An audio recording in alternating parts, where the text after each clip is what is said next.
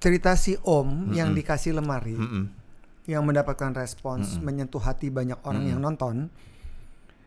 Saya ngebayangin mundur ketika kejadian itu terjadi, dan kamu ada di situ sebagai saksi. Kamu melihat itu dengan gampang. Iya. Jadi ya, di kepala kamu tuh ada kayak blueprint gitu ya guys. Kayak ada chronological process, di mana ini gini, ini gini, ini gini, ini gitu. Itu tuh terekam di memori kamu gitu, di top of mind kamu. Enggak, tapi itu terekam di grup WhatsApp yang isinya aku sendiri. Maksudnya? Jadi aku itu bikin grup WhatsApp. Aku invite adikku masuk. Terus aku kasih nama grupnya Bang Ide Bregas gitu. Terus adikku nanya ini grup apaan gitu. Terus habis itu aku kick dia. Tujuannya supaya biar aku tersisa sendiri di grup itu. Karena kan kalau bikin grup sendiri nggak bisa kan, harus ngajak orang. Iya. Nah, jadi cuman buat biar tercipta grupnya gitu. Jadi di grup itu tinggal aku sendiri dan isinya storage. Isinya adalah voice note. Jadi setiap kali aku menemukan momen yang membuatku tergerak apa tersentuh, itu aku pasti voice notes.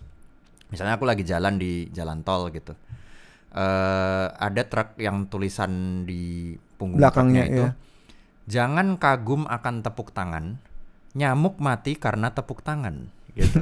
Itu aku voice notes gitu, nyamuk mati karena tepuk tangan gitu. Kayak gitu-gitu gitu. Menggelitik ya. Menggelitik. Terus di jalan lagi gitu, misalnya melihat seorang musisi jalanan, pemain gitar gitu, yang dia tuh setiap kali lewat Ciledug itu, setiap malam lewat flyover Ciledug itu, dia tuh selalu pakai lampu neon di kalungnya gini. Orangnya tinggi gitu ya, terus dia main gitar pakai mic gini, terus nyanyi selalu di situ. Nah, itu aku voice note seorang musisi yang pakai lampu neon di lehernya.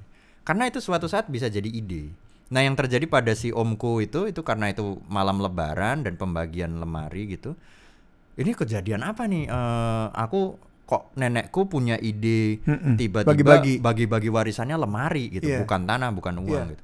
Ya udah, itu aku foto sekaligus aku voice note itu tadi, nenek yang membagi lemari, kejadiannya gini.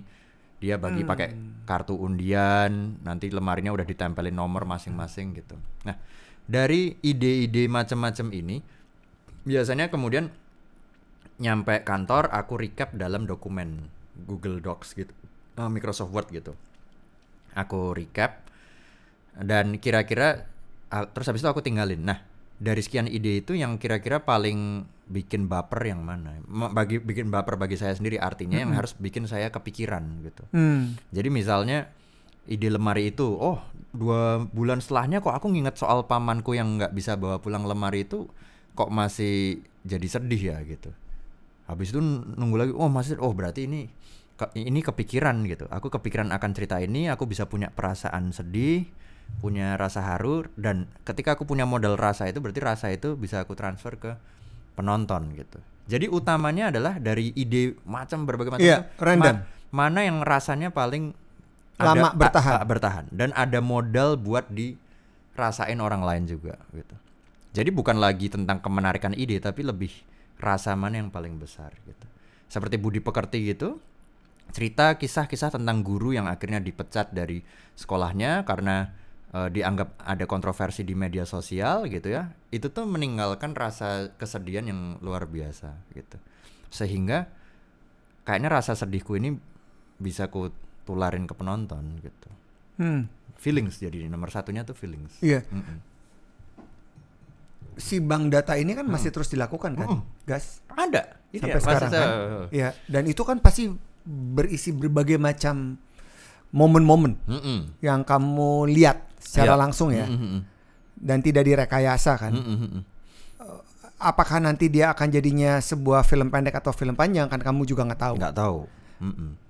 Dan ini sudah berlangsung lama ya? Lama. Lebih dari 5 tahun ya? Lebih ya. Jadi banyak sekali tabungan-tabungan itu. Iya, mulai dari foto, voice notes, cuman premis-premis sederhana gitu. Dan nanti kamu akan menjahit puzzle-puzzle ini, atau dia terpisah atau dia akan dikembangkan selanjutnya. Jadi dalam seminggu tuh aku selalu meluangkan hari Minggu pagi sampai siang tuh untuk merevisit ide itu. Jadi Senin sampai Sabtu tuh nggak pernah direvisit. Minggu itu tujuannya mereview, lihat satu lagi. Nah, kalau teks atau voice notes yang aku lihat itu masih ada rasa apa ya, biasanya koneksi. Ada kayak kesetrum dikit gitu tuh. Wah, tandanya ini dia strong gitu. Kenapa Senin sampai Sabtu aku nggak pernah ngelihat itu lagi? Karena aku memberi ruang buat ide lain tuh muncul gitu. Jadi rutinitasku sehari tuh bangun pagi, aku nggak buka medsos dulu, aku mandi. Setelah mandi tuh aku meditasi sejam. Wow. Nah tapi merem, duduk bersila merem. Sejam. Tapi meditasinya bukan, nggak tahu ini bisa disebut meditasi atau bukan ya. Tapi meditasinya itu memikirkan plot cerita. Tapi merem, tidak membuka handphone, tidak menulis, bersila merem. Jadi contohnya misalnya ceritanya aku menemukan cerita tentang seseorang yang kerjaannya membuat terapi melupakan ingatan dengan cara mandi beras gitu. Aku ada satu film pendek tentang itu. Jadi dia mandi beras untuk melupakan trauma masa lalunya gitu. Nah, di situ aku akan duduk dan full membayangkan adegan apa aja yang terjadi tanpa terputus. So you internalize and visualize dari one specific subject yang kamu taruh di kepala kamu setiap hari. Jadi misalnya ini si beras, besok adalah si nyamuk yang ditepok mati itu. Betul. Besok adalah si lemari. So you are focusing on that. You internalize and you visualize. So that is the meditation goes for. Jadi yang terbayang itu adalah gambar-gambar. Seseorang mengosongkan batapnya, dia ambil berkarung-karung beras, dia isi batap itu dengan beras, dia masuk ke situ, terus dia merem, dia matikan lampunya, itu saat bit demi bit dan tidak terjeda. Kenapa? Karena kalau terjeda, energiku akan habis buat nulis, ngetik atau nulis, dan moodnya ternyata emosinya jadi turun. Dan kenapa pagi? Karena aku belum terpengaruh sosmed. Belum terpengaruh oleh apapun. Nggak ada distraction. Masih fresh. Kalau sudah buka handphone dan lihat WhatsApp, itu deg-degan gitu. Nanti kayak, aku nanti ada meeting ini harus nyiapin ini ya. Gitu. Atau sosmed, ternyata ini katakanlah deadline untuk script lab tanggal sekian. Itu jadi meditasinya nggak clear. Yang kedua, belum makan. Karena ketika makan aku tuh cenderungnya agak ngantuk. Energinya habis. Kalau perut kosong, tadi habis mandi fresh, itu 1 jam tuh nggak terputus.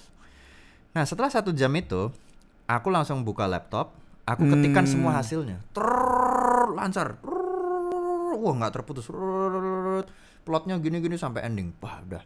Setelah itu aku ke kantor, naik mobil, rumahku di Jakarta Barat, kantor di Senopati.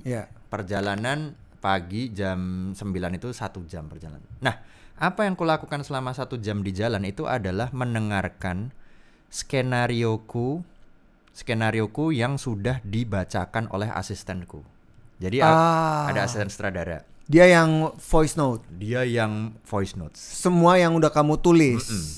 Oke. Jadi misalnya itu yang kamu dengerin lagi di dalam perjalanan. Di mobil. Jadi handphone buka enggak? Aku dengerinnya di handphone yang dikoneksikan ke Bluetooth. Iya, tapi buka WhatsApp whatever enggak? Benar-benar pure buka WhatsApp-nya after tadi aku yang kelar meditasi nulis tuh udah mulai buka WhatsApp gitu. Udah mulai buka buat. Tapi sepanjang jalan itu di mobil aku play itu recording misalnya 90 halaman skenario. Udah dibaca semua sedialog itu aku play. Jadi ketika nyampe kantor itu biasanya pas kelar gitu. Nah di situ saatnya aku merasakan struktur mana atau adegan mana yang terasa bosen gitu. Misalnya di Budi Pekerti gitu di play gitu ya. Oh ternyata bagian di mana si Muklas bikin konten tentang binatang di sini nih kayak repetitif. Ini mulai bosen. Itu aku langsung ambil handphone notes. Scene 30 Muklas konten binatang bosan. Jalan lagi nanti Bu Prani di sini dimarahinnya ganti bahasa. Notes ganti bahasa gitu.